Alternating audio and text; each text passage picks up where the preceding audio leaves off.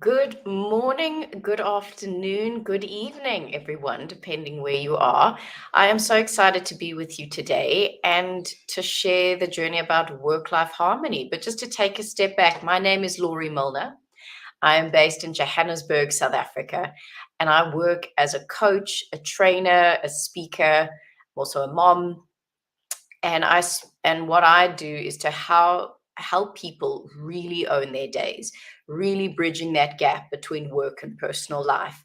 I am so honored to be able to collaborate with the Minds Journal today, an incredible publication, as you know. So, to kick off straight away, I'm going to share my screen with you. And I'm going to give you a presentation. So, very nice and visual, not a lot of words, but just to take us through work-life harmony. I'm just trying to find my screen. There we go. Okay, so if you think back to 2020, let's just check the time. If you think back to 2020, when COVID and our worlds went a little bit upside down, we were really in a survival mode, and we took on habits, we took on a lifestyle that really was just to get through the days. And now where we're sitting today, where things have changed a lot, some of us are still only remote, we're moving into hybrid, we're coming back into the office, whatever the setup is for you, things are different. And if I had to say to you, would you be comfortable continuing for the rest of the year and beyond with the same habits, the same routine that you are doing now? How are you going to feel, say, in 3 years if nothing changes? And if you know it's not really working for you, then this is the time to say, right, I'm going to make a choice. I'm going to make a decision to do things differently. But sometimes intention's not enough. It's about we need a different set of tools, because we can't say, well, I'm going to change and keep doing what we've been doing. And so, what I want to share with you this morning, or wherever you are, time zone, I want to share with you a different set of tools so that we can really start to own our days. And the first tool is, I'm going to ask you the question, who uses a to-do list? And most of us do, but I want to challenge that, because a to-do list has become a survival list, a guilt list. And every time we look at it, it's gotten longer and reminds us what we haven't yet achieved. So, another thing to consider about the to-do list is that the first thing on there is not necessarily the most important thing. It's the first thing you thought about. So, instead of a to-do list, I want to challenge you to use a success list. And a success list is incredibly short. You can only put 3 items on it in a day, because if you think practically, those are the needle movers. Those are the things we put our time in that's going to make the most difference. And the difference between a success and a to-do list, one is about your life's work and one is about busy work. And you might be thinking, but you don't understand my day. I don't only have 3 things. And it's really about deciding what are those needle movers. And when those decision moments come, it's about asking yourself, is this really my urgency, my priority, or is it someone else's? And so the next step we're going to do is you're going to take your success list and you're going to schedule them into your calendar. And this is the simplest tool, but the most powerful that I can share with you. And you've got to be really specific. And this is not just about your work goals, it's also about your personal time. Because when you schedule when and where exactly it's going to get done, there's a much better chance of it happening. And you might be thinking, well, I know this, it's obvious. But if I came and sat next to you and I said, show me your calendar for the next 2 weeks, would I get a sense of what's important? What are you working on? What skills are you building? Or do you run your day by your inbox? Is it your emails, the loudest, the most urgent, that's dictating where you spend your time? And so, if you can start to take ownership of your calendar, this is where you're going to start to create work-life harmony. So, some things. Say okay, today is the presentation. This is what I've got to get done this morning. But just before you work on it, you think, let me just check my inbox. And now all of a sudden, what was one focus has become 10. And again, it's probably other people's urgencies. So what you want to do is decide, I'm going to work on the presentation, block out an hour. And then when you've finished, let your inbox be the reward. Now, what remote work, hybrid work has done for us is and we complained we had no work-life harmony pre-COVID, but at least we were separated geographically. And you might have some days where you have that, but on the whole, we need to get better at scheduling our personal lives into our diary as important as a work commitment. Because what happens is that we keep seeing it as a distraction and interruption to our day. And your personal life is not in your way, it's on your way. So if you're looking after parents, if you've got kids or you've got school lifts or whatever it is that's coming up, that's going to be part of the calendar. And a great tool is take a Friday or a Sunday and plan your week before you are in it. But the twist is you begin with where your time cannot go. So if you think ahead to next week, put in automatically what are the meetings that are going to happen? What are the personal commitments? Now you've got a realistic snapshot. These are the gaps available to me. And now you can start to plan your week more realistically. But you've got to make time for this. So you've got to schedule planning time. So take 30 minutes on a Monday morning, think through your day, think through your week. A little bit of planning ahead is what's going to prevent you from those urgencies. And me time has to be in the schedule as well. And I'm sure over the last 2 years, you've promised yourselves, I'm going to do that course. I'm going to get into mindfulness. I'm going to start that side business. But unless there's a dedicated slot in the calendar, it's going to remain on the someday list. And as much as I'm saying plan, we know life just happens and things happen unexpectedly, but all the more reason to plan ahead, because if you had something intentionally that you wanted to do this afternoon and something came up and you've planned, wait a minute, there's a gap on Friday morning. I can fit it in there. Now, some of us think we've got a time management problem, but really it's a people-pleasing issue. Because think about when someone says to you, can you do something for me? Automatically, you land up saying, sure, I'll do it for you tomorrow. But your schedule's already full. You're already stressed. And it's because we want to show up as these superstars, right? We don't want to let someone down. So what you want to do is say, let me check my calendar and I'll come back to you. So now you've got a buffer. Then look at your calendar, see what's possible. And instead of giving away your time, manage the expectation. So if you could say to them, look, my diary is so full until Friday morning, is Friday afternoon going to work for you? And they'll probably say yes. Of course, there's going to be the emergencies that come up, but that should be the exception. And maybe it's your boss or someone more senior. You could say, well, currently I'm working on X, Y, and Z. If I take this on, something has to lose my focus. What's the priority for you? So now you've put the ball into their court. Because really, the biggest takeaway from today is that work-life harmony is not given. No one can give it to you. It's got to be created. How do you do that? So the first question is to say, what are my non-negotiables? What have I learned in the last 2 years that I am no longer willing to tolerate? Is it I refuse not to have a lunch break? I refuse not to have time for myself or enough time with my family? And then what you want to do is start to block out time. Schedule time for lunches. Schedule time for the things that matter to you. Label it meeting with Exco because you are the executive committee. Now, if I said to you, what is an ideal average day? Not an ideal day, but just an average day. Well, I'll wake up at 7 and I'd love to go for a walk. And so the day unfolds. Now, what you want to do is say, how can I become the architect of my day and my calendar rather than the victim of it? So again, think about what's going to work in your day. If you've been promising yourself that after work, you're going to go for a walk, but after work, you're so tired, you're sitting on the couch watching Netflix, then it's time to say, okay, what can I do differently? Maybe does lunchtime work? Does 11 o'clock work?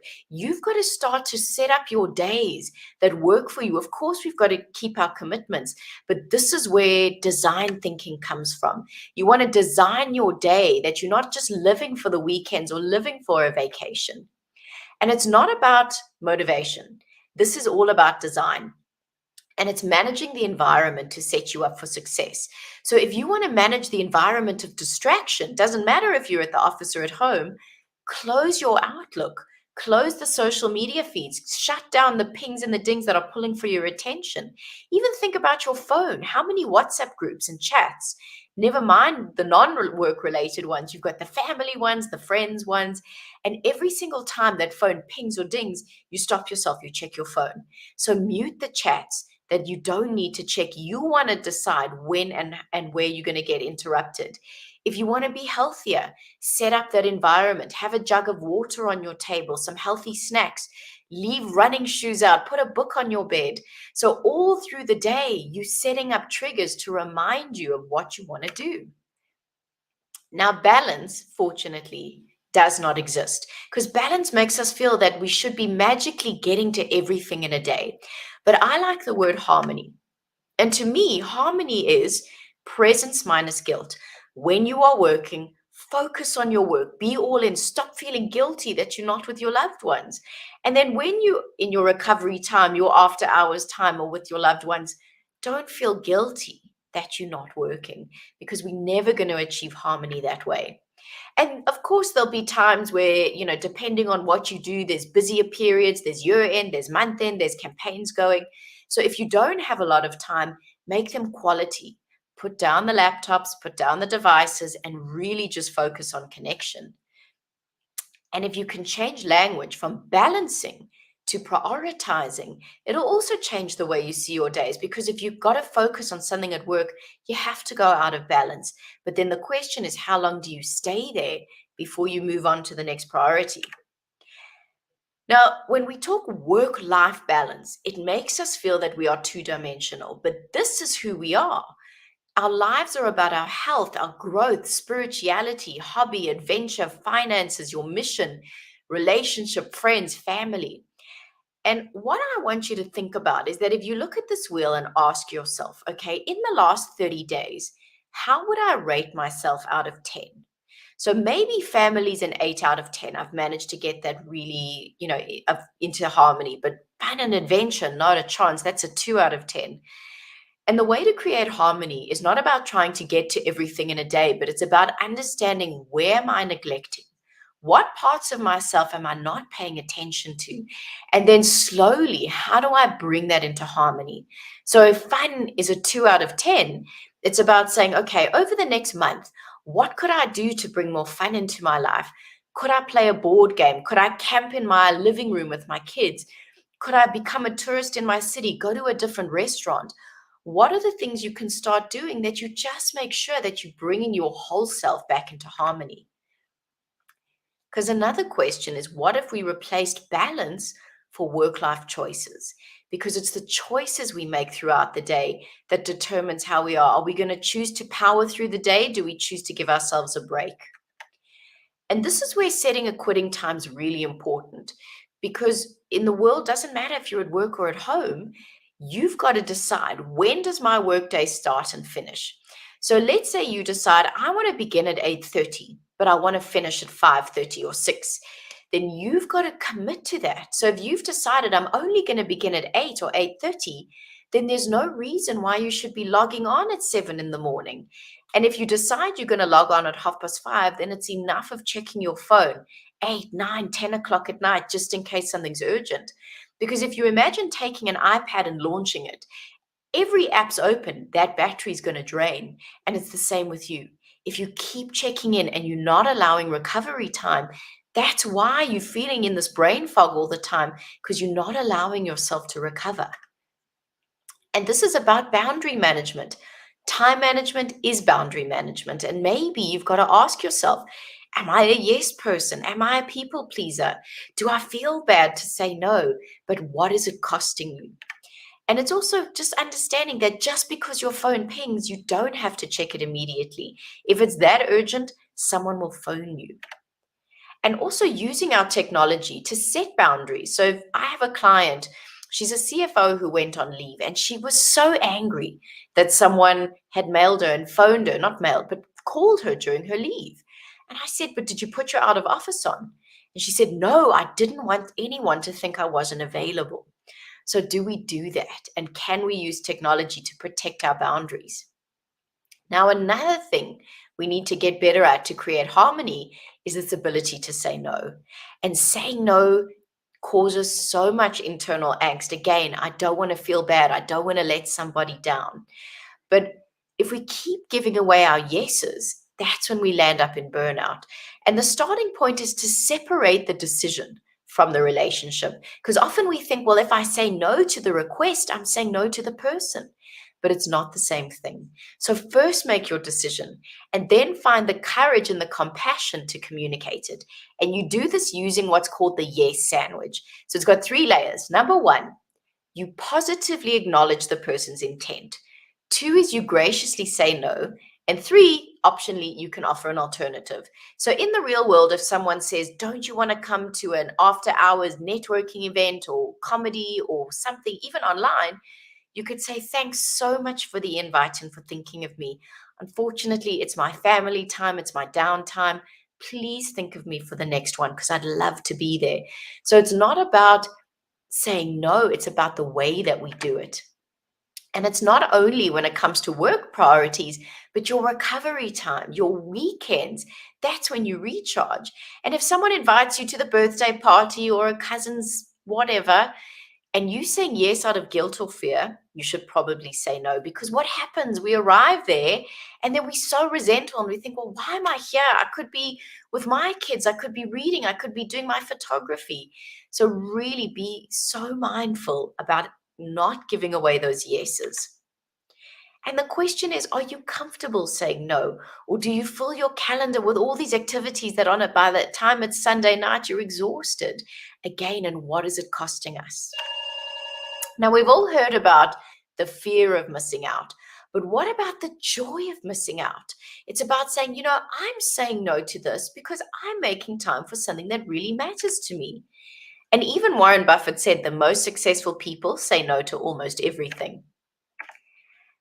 And it's not only about what we do in our calendar that creates harmony, it's what is our headspace. And this is largely determined about where do you put your focus, right? Because in times of overwhelm, think about this last period, we focus on what we can't control. And when we focus on the things we can't control, we create anxiety. And I don't mean chronic anxiety. It's those looping thoughts. How am I going to get it all done? How am I going to get this done? There's so much to do. And anxiety is what I don't know times what I can't control. This comes from Chip Conley's book, Emotional Equations. And anxiety is shining a flashlight. I'm either too future focused or my degree to control is too amplified. And anxiety hits really high functioning, successful people because you want to control your world.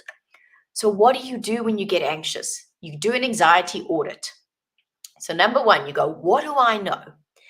2, what don't I know? Who could I reach out to? Who in my team? Who's been through this before? The stuff we can influence, great, but it's the stuff that you can't control, right? We've got to remember to let go of it. You cannot control someone's reaction, but we can plan. And as much as possible, that's all we can do sometimes in situations. So let's say you've got to have a really hard conversation with someone.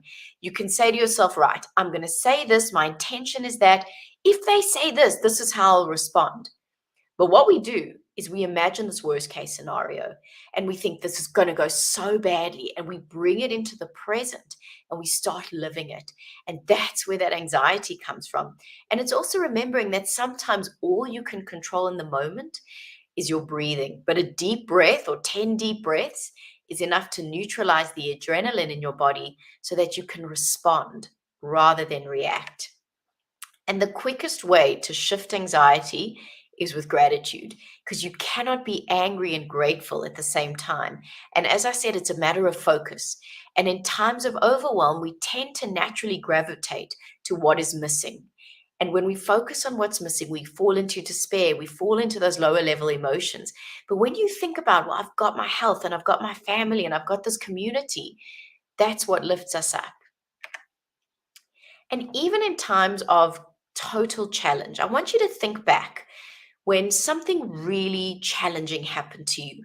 And at the time, it felt like it was the worst thing that ever happened. It could have been, I never got that job, that relationship broke off, I never got that house, the move never went through, whatever it is. But then think about what happened. Hindsight, time moved on. You could look back and you could go, wow, If that didn't happen, I wouldn't have met that person. This opportunity wouldn't have shown up. So in times now, how do we create harmony when things are hard without being able to look ahead? It's about going, how can I now appreciate this as a gift? Where is the blessing in this? And it's just about a better set of questions. How can I grow from this? What is this here to teach me? How can I benefit? And if you can just find the gift in the situation, no matter how challenging, maybe it's there to teach you empathy. Maybe it's there to teach you, I should have looked after myself. Self-care matters. That's how you move through it with resilience and strength. Now, this guy is a world-class artist, and he spends the first 30 minutes of every day just prepping his tools. So getting the canvas ready, the pencils sharp, which sounds fine. But why, when it comes to us, do we find this so hard? And you've got to remember, like the artist's tools, that's how he does his magic. This is our tools, our bodies, ourselves. This is how we do our best work. And we cannot show up for ourselves and others unless we're looking after ourselves. So we've got to put ourselves into the calendar. But when that slot shows up, so if today at 2:00 you've put, I'm going to go for a walk, when it's time for that, it's treating yourself with the same importance that you would anybody else. But you know this, right? You know you should schedule. You even know what to do. You know you should walk, meditate more, journal, drink more water, etc. So what's the secret? It's not enough to just schedule yourself into the calendar. The key lies in showing up to yourself. Because if you can't master the habit of showing up, then it doesn't matter what the finer details are. Because think about the movie of Sunday night, right? Sunday night, we go, tomorrow morning, because we start on a Monday, I am going to wake up at 7 and I'm going to go for a walk. And so you set your alarm, you pick up your phone, and you hit snooze. And you wake up at 8:00 in a panic. And this one time puts you in the spiral for the day because you really are disappointed. And this one time then starts this trajectory of procrastination, of negative thinking. Then you ditch the whole day and you go get the donut. Then you're annoyed about the donut and the inner critic starts. So how do we break the pattern? You want to be incredibly deliberate and specific. So when you wake up, you say, tomorrow I'm going to walk, I'm going to speak in the next meeting.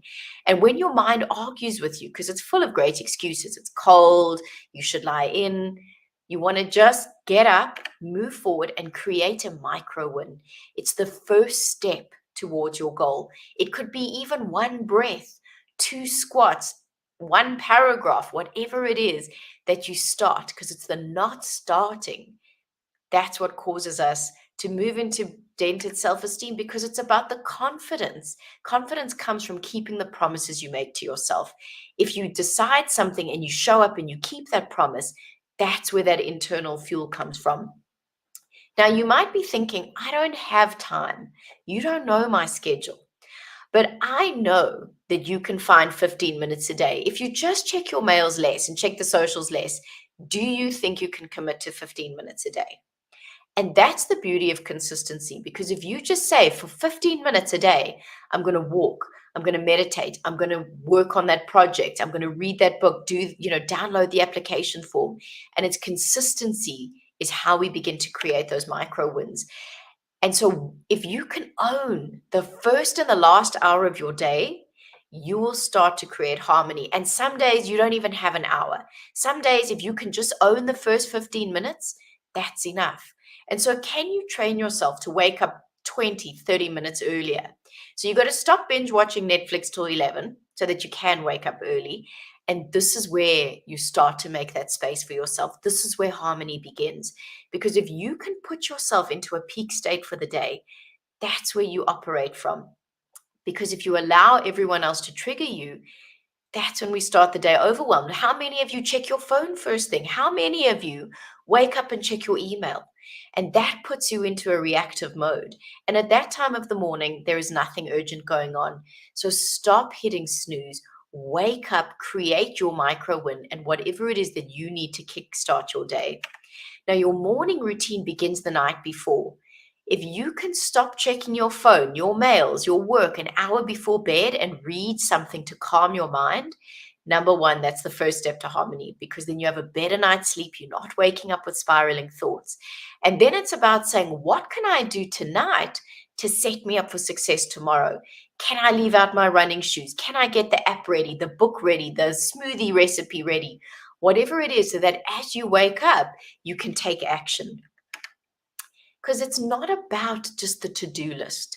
This is about a to-be list. Who do I want to be? How do I want to show up to my family, my friends, my team? But ultimately, it's a to-feel list. So how do I want to feel at the end of each day? Because we all want to feel more gratitude, optimism, energized. And by changing what we do and by scheduling in the activities that match that, that's how we create it. If you want to be more relaxed, show me in your calendar when you've scheduled time for it.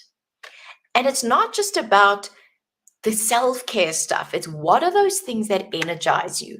Is it photography? Is it cycling? Is it gardening? Is it painting? Is it baking? Is it scrapbooking? And we need those activities not only on a weekend, but if we could get better at blocking out time in the week and make weeks you look forward to. So why not on a Wednesday afternoon at Hoppers 4? Wow, I'm so excited. I've got that class. I'm going to book time here. And often we think that if I put these things in my calendar, I'm not going to have time. But by making more space for yourself, you can create more. When you are energized, when your cup is full, that's when you can serve at the highest level. Now, if you imagine, we get these beautiful diffusers, right? The oil diffusers that you can put in lavender and vanilla, and the room just smells beautiful. Now, you are the diffuser of your home. And what you put in is going to permeate not only to the people around you, but even online, your colleagues. So if you think, but if I carry on doing what I'm doing, being sleep deprived, not looking after myself, not making time for the things that matter, what goes into that diffuser is stress, anxiety, resentment, and it stinks. But if you think, I'm going to just make more time for myself, I'm going to start doing these things, doing the things I know I should be doing, that diffuser is filled with gratitude, with optimism, with energy. And of course, there are days where things are challenging. That's life. But how much better are you equipped to show up to them when you're full of the right things? Now, the one tool I want to talk about, the one habit that we fall into that completely takes away harmony, is procrastination. And it's the habit of putting off something to a later time. And it's really got nothing to do with time management. It's about stress management because it's a tool for it. Think about the stress you've been carrying, right? Friends, family, finance. And now you've got to sit down and do the presentation. And your prefrontal cortex, which is the part of the brain responsible for the big decisions, goes, oh, but I've been thinking about mom all day. Let's surf the web. Let's watch a cat video.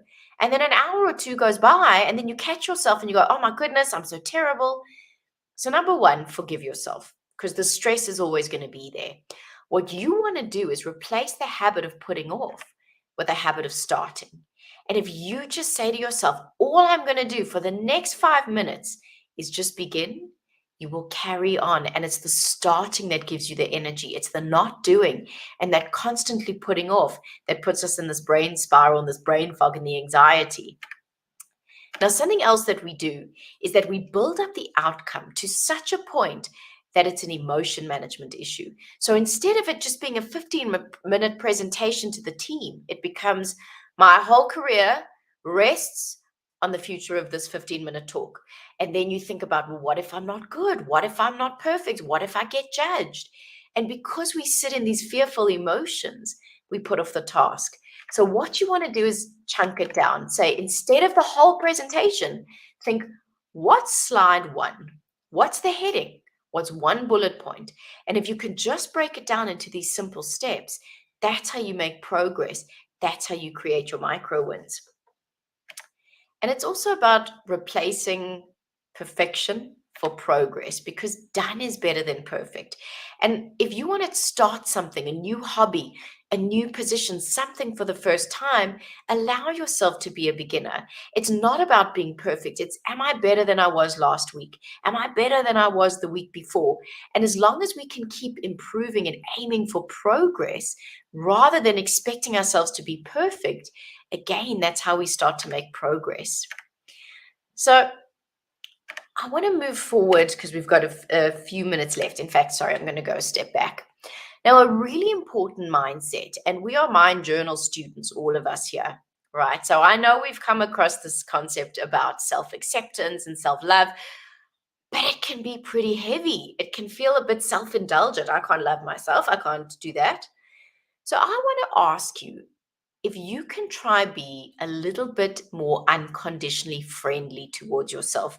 The Buddhists have a beautiful term called Maitri, and it really is about adopting that unconditional friendliness. And if you think about your best friend, what is it about them?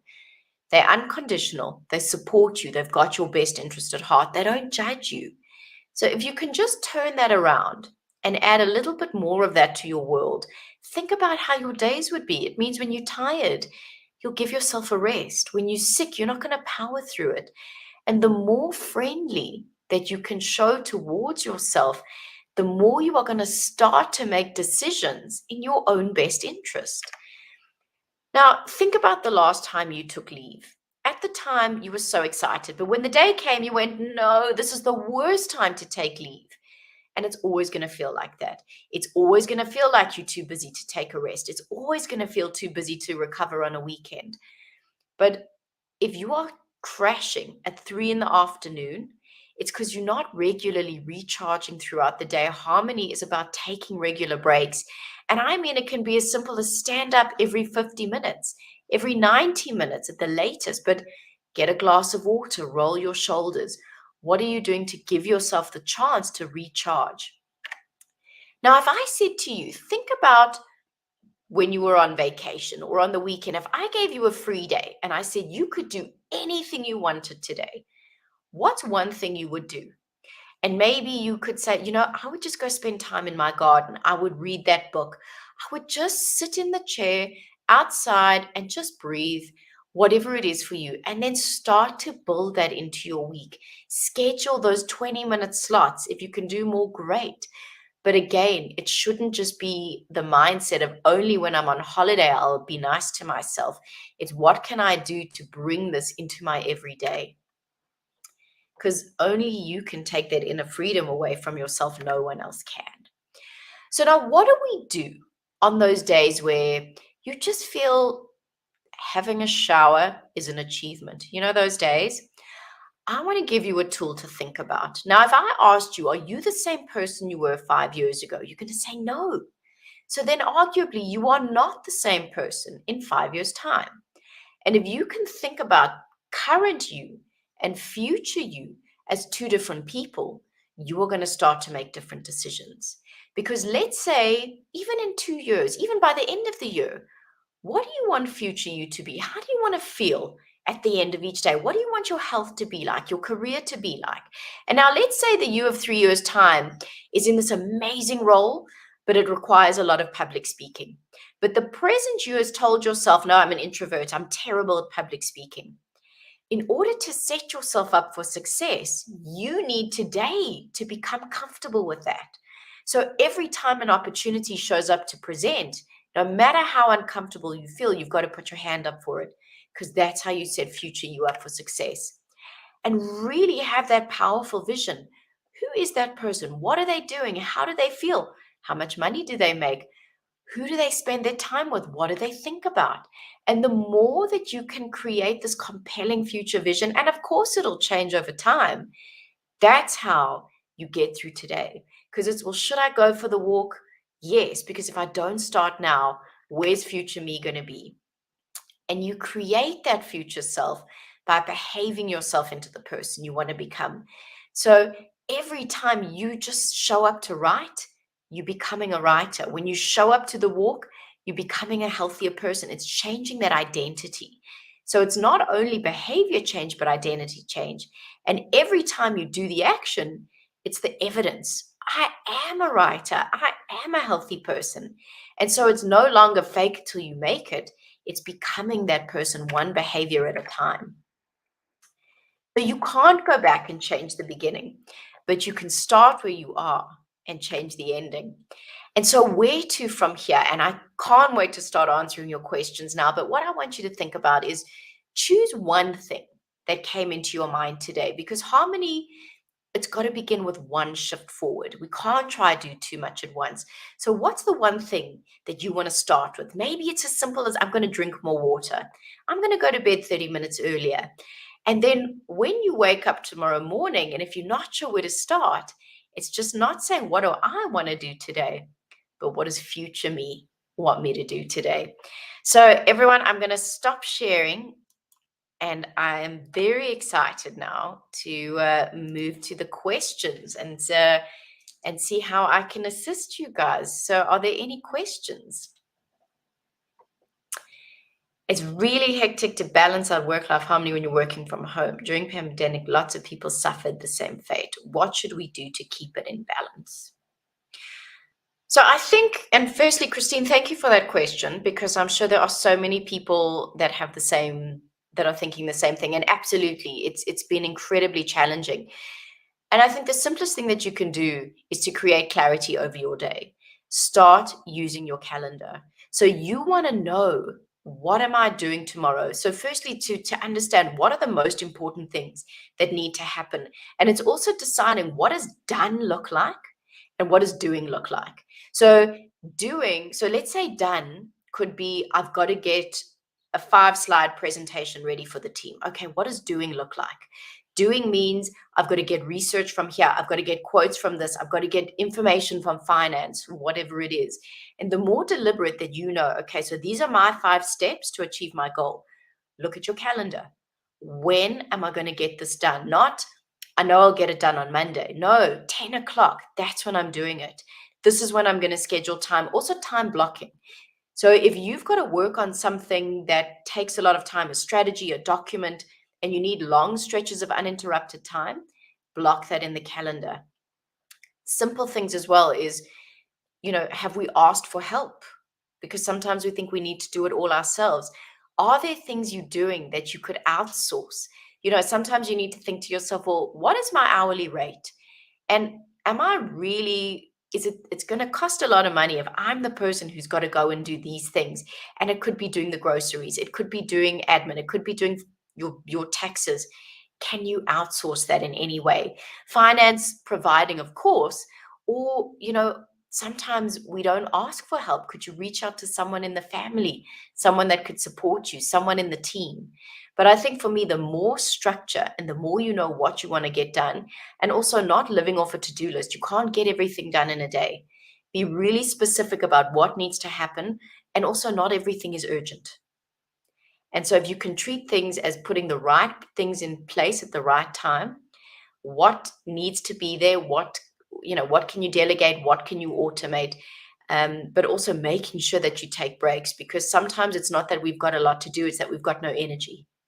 And it's making sure, am I sleeping? Am I eating properly throughout the day? Am I not, sometimes we think, well, I don't even take a lunch break, I don't have time. Am I even taking time between just to sit and meditate for 5 minutes? So what are you doing? It's not only about what we do, it's energy management as well. So I hope that's answered your question, Christine. Are there any other questions?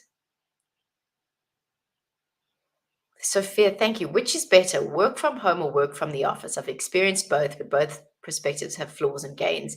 Sophia, I'm so glad you asked this question. And what I'll share on the comments just now is that I would love you all to subscribe. I write a weekly newsletter.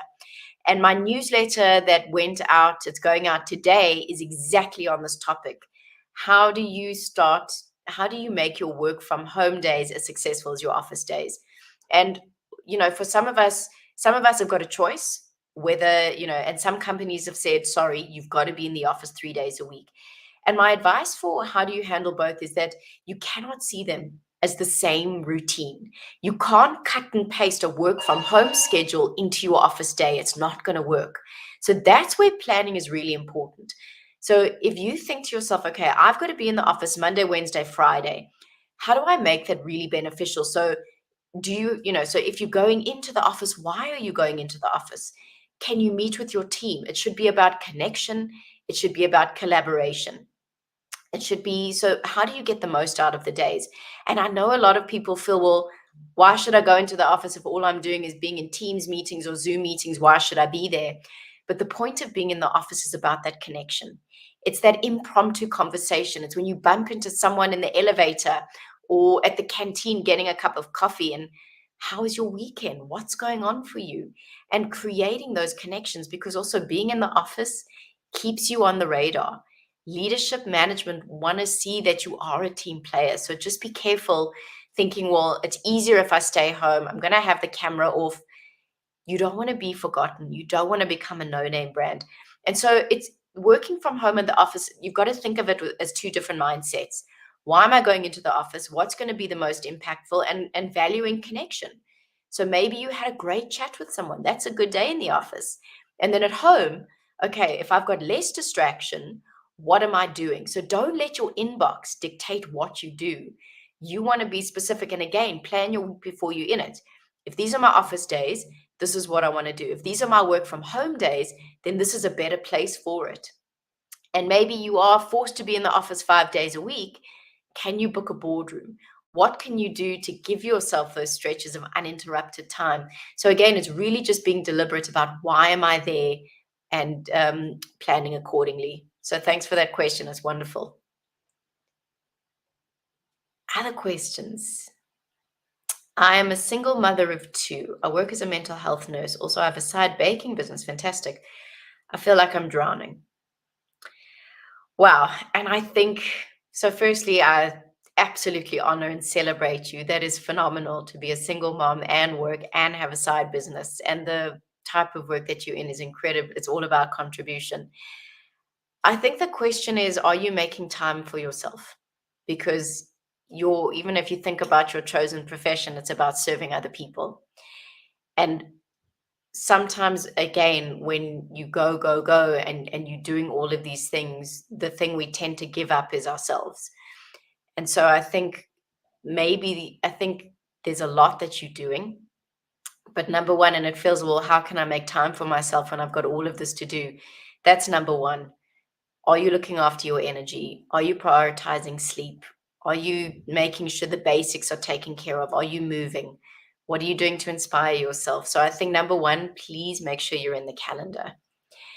Number two, again, it comes down to planning. So when are you going to make time for that side business? And, if you're a nurse, I'm assuming you're on shifts. So maybe it's about saying, okay, if my shift are these hours, then when in my calendar can I make space for this? Does it mean you have to wake up an hour earlier? Does it mean you have to do it after hours when the kids are asleep? And also, you're allowed to do that during your normal day. Obviously, it depends. If you're at a hospital, I'm not sure your specific hours, but that's where the planning comes in. Is it taking time on a Saturday morning? Again, it's asking for that help. Can you reach out to someone in the family? Can you just take the kids for 2 hours? I need to work on my business. And the more that we can tap into the resources that we've got externally, but build up internal resources, that's when we start to do it. So I'd say self-care, energy management, time management, resource management.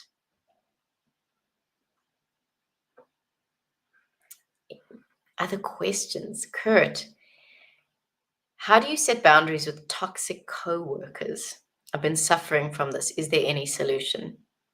How to set boundaries with toxic co-workers? So that's a really great question.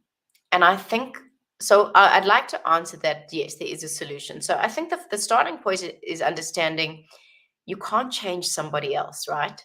So we've got two other solutions. We've got to change ourselves. We've got to change how we show up to them. So let's say you've got to engage with this person. So can you cut the amount of time that you spend with this person? So if you've got to have a conversation, can you just keep it to the specifics? Okay, great. So that you almost stopping the amount of time that you have to spend with someone. If that's not possible, then something that you can do is how can you shift that relationship with them?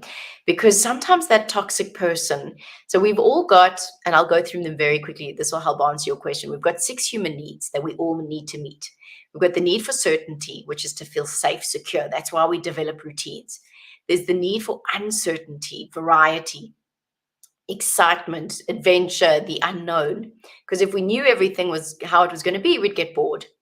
Then we have the need for significance, which is, do I matter?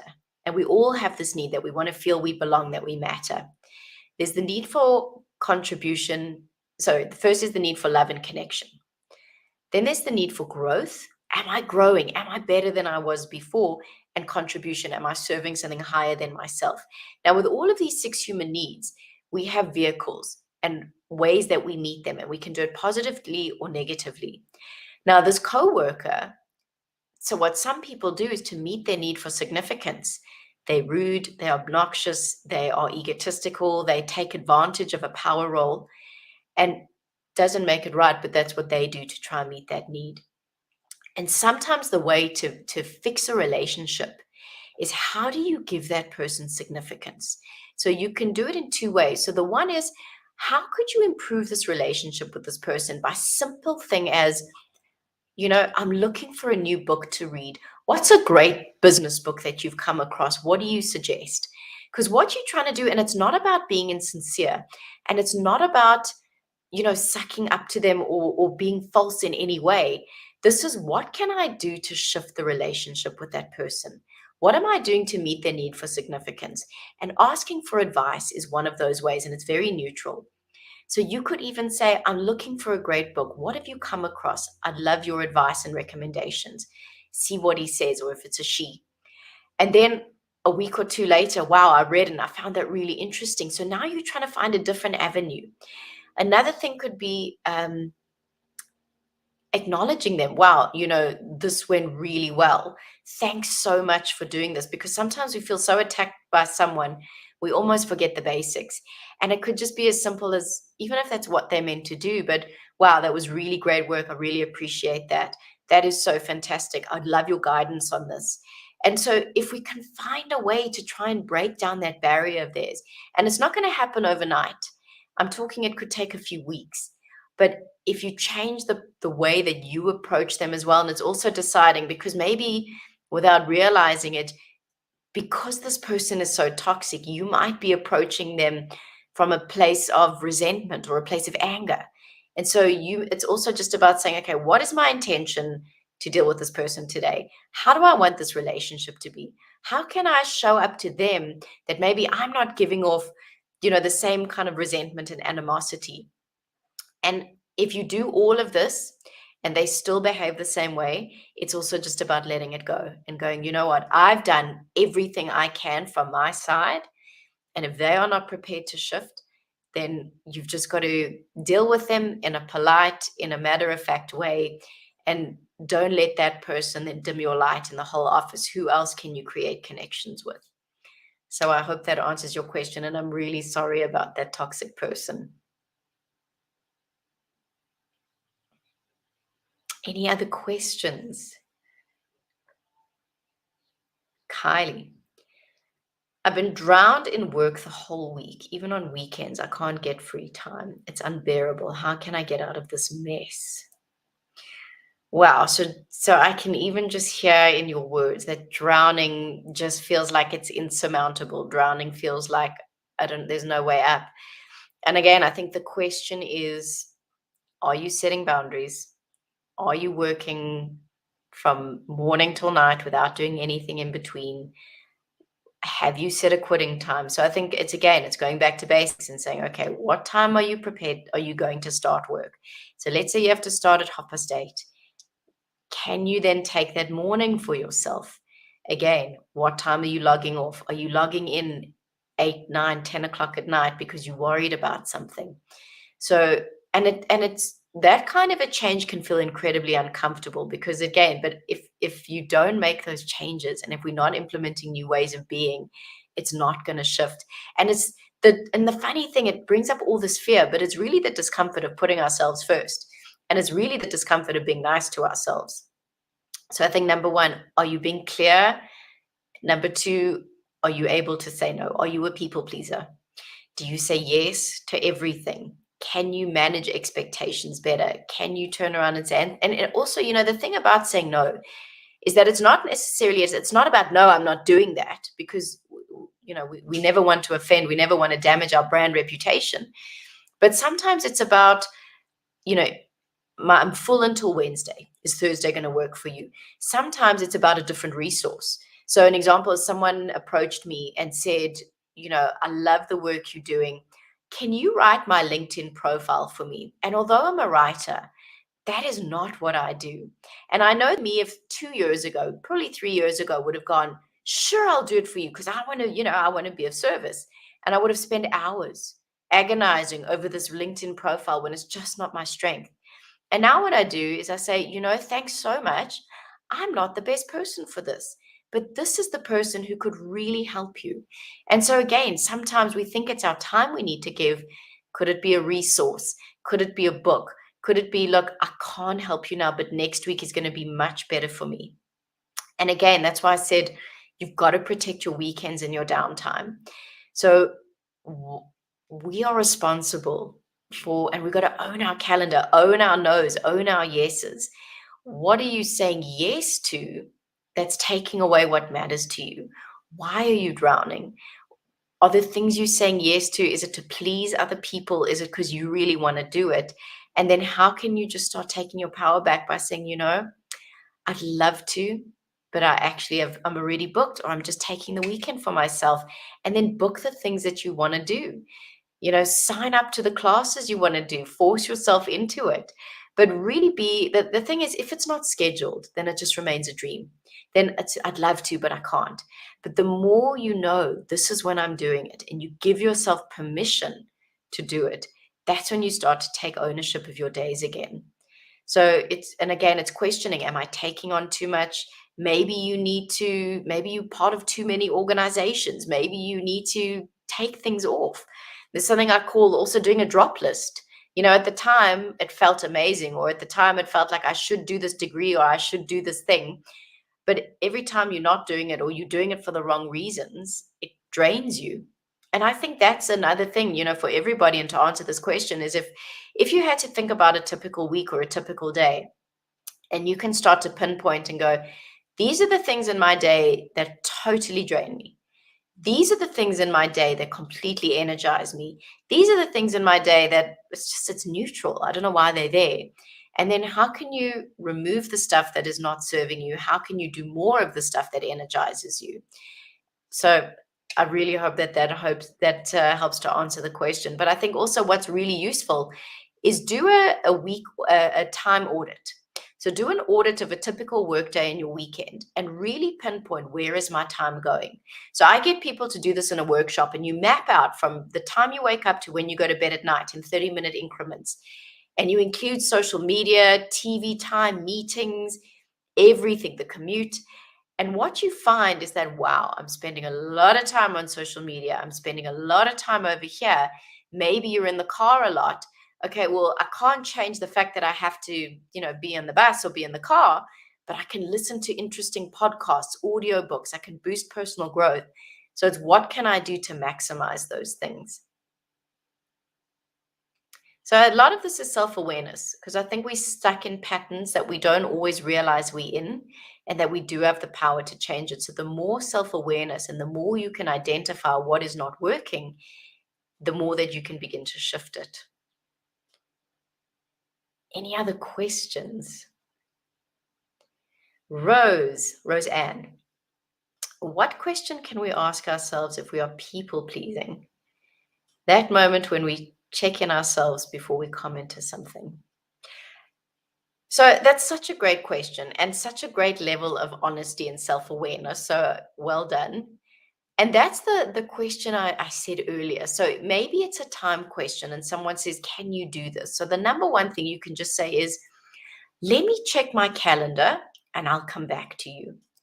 Because that is your buffer, rather than just defaulting to, sure, okay, yeah. And then all of a sudden, there's your time. Now you're stressed. So let me check my calendar, and then really think about it. And that's when you can come back to them and say, look, I'd love to help. I would love to assist you. I am absolutely snowed under until Wednesday, but I can help you here. And I'm 9 times out of 10, if you said, look, is Friday afternoon going to work? They'll probably say yes. Because also the thing to remember is that we assume everything's urgent. So another question that you can ask the person is, when is the actual deadline? What is the absolute latest that you need this by? Because someone might just ask you because they're thinking ahead, and we assume it's for tomorrow or the next day. But if you ask them the question, but like, when will the world come to an end if you don't have that actual deadline? Oh no, it's in 2 weeks' time. So now again, we've worked out the communication problem. And so sometimes it's all just about communication and assumption. And also maybe something else is clarifying expectations. So maybe they do need something. Maybe it is urgent. And then it's just about trying to get as much clarity as you can so that there isn't a miscommunication. Okay, what do you need from me? What does that look like? Is there a specific format? How would you like it done? And the more detail you can get and the more clear that that person can be, or even if you are the one asking, the more that you can manage expectations, because sometimes what we do is we expect and we think, well, if they should know it should be done this way. And a lot of time and energy gets wasted. So the more specific we can be in either requesting or asking for the information, the better. So the two questions: when is the latest deadline? Let me check my calendar and I'll come back to you. And the thing is, the people pleasing part is it's having the courage to say no. And once you've done it, you're going to realize that the world didn't end. The person doesn't hate you. You are still fine. And in fact, you are happier because you've given yourself the space you need. You haven't given yourself the pressure. And just an interesting question, speaking about the 6 human needs, is that sometimes we do favors for other people because it meets a need. It makes us feel significant, or it's a false sense of connection. And so instead of saying, okay, well, that's going to give me significance, is there a better channel for that? So just be brave. It's the way that you communicate the no. I can't help you here, but I can help you over there. Is there a resource I can refer to you? And once you've done it, then you will have the courage to do it again. We've got 4 minutes. Can we fit in one more question? Because I know we're on a deadline. Laurent, how do we deal with toxic family members? I know they encourage me to find a job to get money, but I try everything to apply to a job and get rejected by a lot of companies every time. Makes me stress out and doubt my worth. Oh, what a great question. So again, I think it's managing the boundary. So a really great book, which I think would give you a lot of some good tips in there, is called Life Pass. It's Payel. I'm sorry, I can't remember her surname, but just Google Life Pass Payel, and it's a lovely book. Number one, and the thing is, number one to remember is that the family members who, why aren't you married yet? Why don't you have a job yet? Why aren't you doing this yet? It can feel so destructive to us. But it's also remembering that it's coming from a place of love and protection. And especially if it's parents or an older generation, things were very different. In those days, you would start at a company, you would work your way up. There was loyalty to one company forever. All the kind of work we're doing today is very different. And so it's very unsettling for them. And so the pressure is coming from a place of love and protection. They want what's best for you. But yes, when you are the one having to take it, it feels like it's never ending and it feels like you're being judged. So you can also, when they bring, why don't you have the job yet? You can, I've got to go now. Thanks so much. You can change topic. You can cut the call. So maybe when that starts, Mom, love you. I'm assuming it's a mother. Mom, love you. I've got to go. Can I speak to you later? So you can change the topic, cut the conversation if you know it's going to go into that place. And it's also, I think, are you looking for jobs that are there to please them? Or are you pursuing something that is meaningful to you? Because if you are going after something that's going to make other people happy and not yourself, then that's why there might be the disconnect. I also think then it's, put it under, so that's one thing to consider. If you genuinely are doing your best, then I think it's just about having some self-awareness and feedback and saying, okay, how am I showing up to the interviews? Am I doing something that's putting people off? What and maybe it's about asking for feedback. Maybe it's about practicing a pitch. Maybe it's about thinking, how am I showing up? Am I smiling? Read a book about body language. What am I doing to build trust in that interview? What am I doing to show this person that I'm the right person for the job? Maybe so it could be a skill set. Maybe do I need to get a different set of skills in order to apply for the job that I'm looking for? So I think, and also, and I know we've got one more minute, is just acknowledge your past wins, acknowledge your past successes, acknowledge your victories. Use that as fuel for whatever you want to do, because it's acknowledging what we've done that gives us the confidence. It might just be that you weren't the right fit for that company, but maybe that no was a blessing in disguise. Maybe because that person said no, something's waiting for you that's even better. So there's a few areas to look at, but I think number one, make sure that it's something you want. Make sure it's something that you are pursuing. And maybe it's about having a conversation and saying, Mom, I know you've got my best interest, but when you bring it up every day, it's really challenging for me. Maybe it's that level of honesty.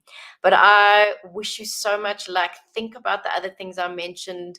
And also listen to interesting podcasts and people's stories, because their stories of success, even their stories of failure, are what give us, that kind of fast tracks our learning and the confidence. Well, if they could do it, so could I. But everyone, I see that we are on 11. What I just want to put on is where can I write on the chat? I wanted to put on my I just wanted to put on my, otherwise I'll ask Minds Journal to do it. Yeah, there we go, beyond the dress.